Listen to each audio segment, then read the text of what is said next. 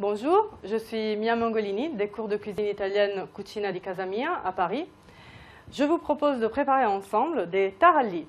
On a besoin comme ingrédients pour préparer nos taralli 200 g de farine type 55, 50 ml de vin blanc, 50 ml d'huile d'olive, du sel, une cuillère à soupe de grains de fenouil et de l'eau tiède. Pour la préparer, on a besoin d'une plaque qui ira dans le four avec une feuille antiadhérente. On aura mis une casserole d'eau à chauffer avec de l'eau bouillante. On aura besoin d'un écumoire et éventuellement soit un robot de cuisine qui hache les grains ou sinon un petit mortier. Je vais piler au mortier grossièrement mes grains de fenouil pour qu'ils vont sortir mieux après, une fois qu'ils seront dans la pâte, l'arôme. Vous pouvez utiliser pour faire les taralli à la place des grains de fenouil aussi soit du piment sec ou soit des autres aromates comme du romarin par exemple. Donc je mets dans un bol la farine, je fais un gros puits. Au centre, je vais verser le vin blanc,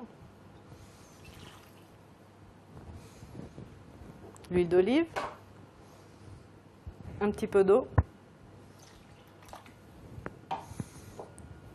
une bonne pincée de sel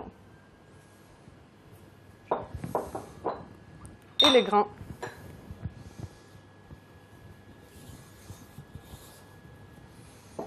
À ce moment-là, je mélange jusqu'à obtenir une pâte bien homogène et assez souple.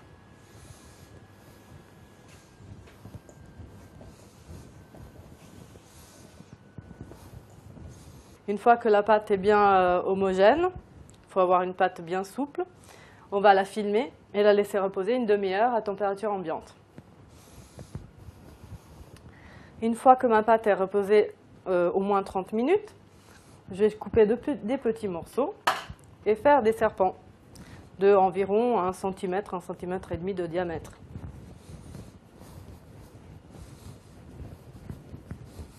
Les serpents, je vais les plier en deux et appuyer au milieu avant de les cuire.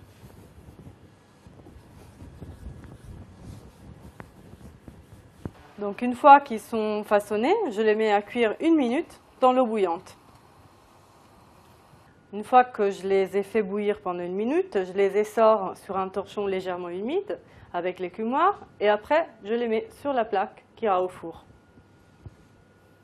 Une fois que je les ai tous disposés sur la plaque, je les mets à cuire dans le four à 220 degrés que j'aurais fait chauffer préalablement jusqu'à quand ils sont bien dorés. Voici nos taralli à la sortie du four qui sont prêts à être dégustés chauds. Sinon, vous pouvez les conserver dans une boîte métallique pour les déguster froids, qui sont très bons pour accompagner vos antipasti comme c'est des petits pains en fait. Donc, buon appetito!